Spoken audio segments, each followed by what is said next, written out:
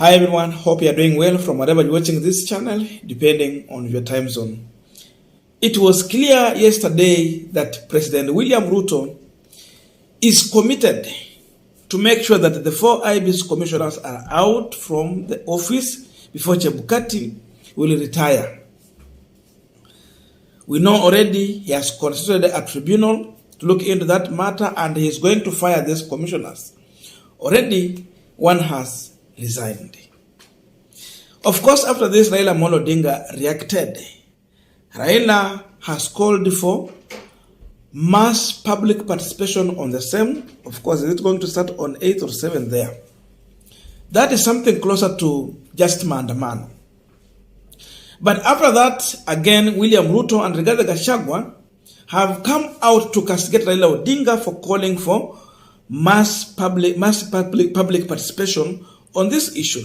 And they're now challenging the youth in this country that Raila Odinga, Kalonzo Musyoka and the team, they're taking their children to Yala to go and serve, and of course, and salary, that means a job. But then they come and tell you to go to the street to demonstrate. Wanapeleka watoto wao Yala na wanakuja wanakuambia wewe uende maandamano. Something that is debatable here.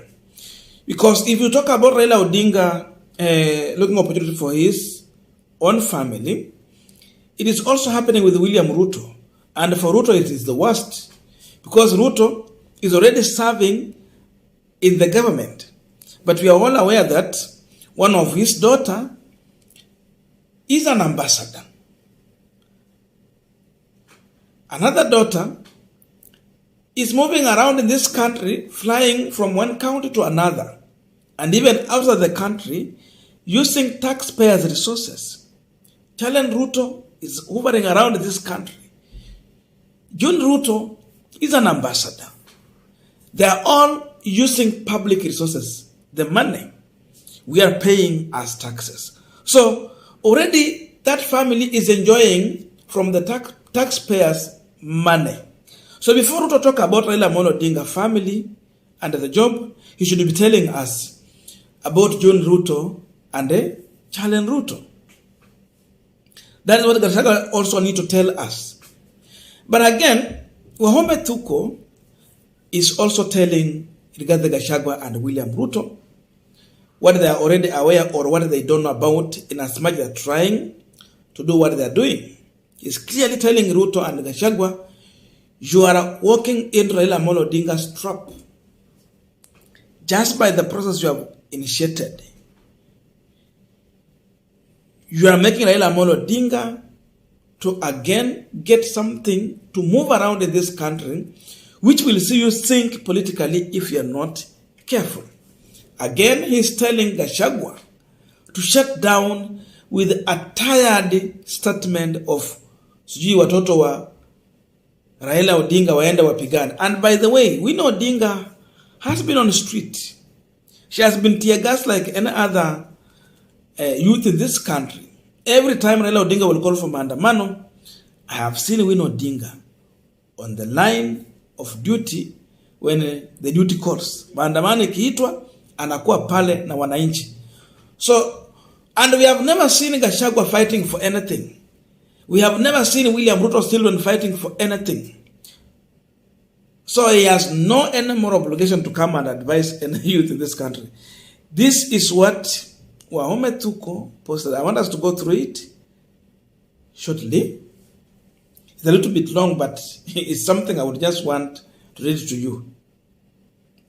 William Ruto is getting it right into Raila's sneer. Just like that. What Ruto is doing is exactly what Raila wants him to do. I keep telling people that Raila Odinga is fully retired into politics. He has done everything else. His daughter is now in a Yala. He has only tiny grandchildren to look after and some cows. He has gone around the world. He has gotten everything shilling he even needed. He has the mass following. Sasa, his retirement engagement is to keep the government busy. And when you decide to shoot out of your sunroof to respond to him, you are right in his trap. Raila will keep Ruto busy, very busy.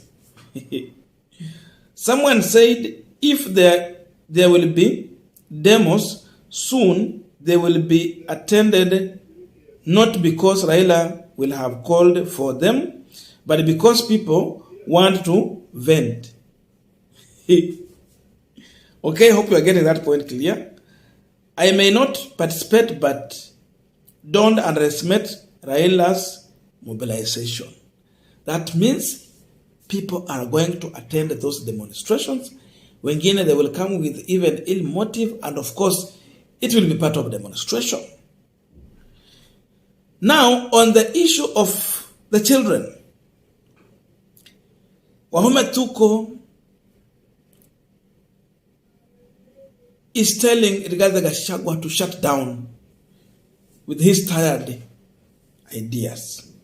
Don't keep singing at Raila alete watoto wake wafanye maandamano kwanza. That is very, very old line. It is dividing line which is over 100 years old. Even Moi used to tell kina Orengo and Mwite the same thing. Waleta watoto wao streets. We have told Raila the same thing for decades. That divided and rule clinch does not stop people from demonstrating. In fact, it boldens them. The children of Mau Mau did not go to the forest with their fathers. That's why they are in government today. The children of Kenneth Matiba were in the UK when he was busy fighting Moi, and we still fought. The children of Nelson Mandela did not go with him to prison. Get the drift. That little old line, bring your children, oh, his children are eating, blah, blah, is so tired and lazy. It does not distract anyone. His children are above 18, they can make their choice. That means Raila is not deciding for his children. They are grown-up people, they can make a decision when they want. If they feel that they need to join other Kenyans and demonstrate to send a message to the government, they will do it. If they don't, it is their personal choice. Other Kenyans, if they believe in the message that Raila Odinga is sending to them about fighting for their right, then they will, of course, agree with Raila Odinga and come in their numbers to demonstrate. When Raila Odinga called for this mandamano, it is not fighting for the rights of Raila Amolo Odinga. It is fighting for the right and the democracy of all of us. When someone infringes on our democracy of freedom to speak, freedom to criticize the government, the way we are doing here on camera, kwani Winnie Odinga akienda kuandamana ndio what will happen? It is me and you and other willing people to do that. Because if we don't do, then we cannot even get that privilege to come on camera like right now and speak our mind.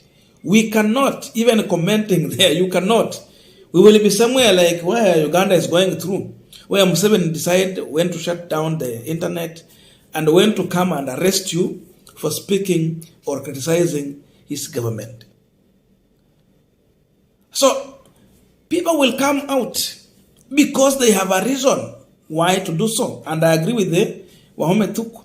People will turn out in their numbers, whether Winnie Odinga will be on the street, whether Kalonzo Musyoka children will be on the street, whether they will not be there. People will resonate around the ideas Raila Odinga is selling. Now, Ruto is creating a perception that the next year election is going to be captured by this government because of the way he has rushed to fire some of these commissioners. So, already a perception has been created. And because of this, Kenyans are angry. Kenyans are buying into the idea that Raila Amolo Odinga is selling to them. People will get out in their numbers. They will be on the street. Gachagua is lying to himself. That is the truth of the matter. So they have given Raila Odinga a privilege to, against, mobilize Kenyans against this regime as far as the issue of democracy, protecting democracy in this country. Actually, IEBC is an independent institution. But Ruto want to drive it. It's like he has the key to drive them. And we can see the independence of IEBC has gone. So Kenyans have a reason to say no. So Gachagua should not be surprised if we see Kenyans coming out in their numbers. If you talk about Raila Odinga children, people know about William Ruto's children. People know about Gachagua's children. They are all over the meetings. They are all over when they are in this public function. They are there. And who is paying for their transport, accommodation, and all those things? Taxpayers. So before you tell us about Raila Odinga, tell us about your children.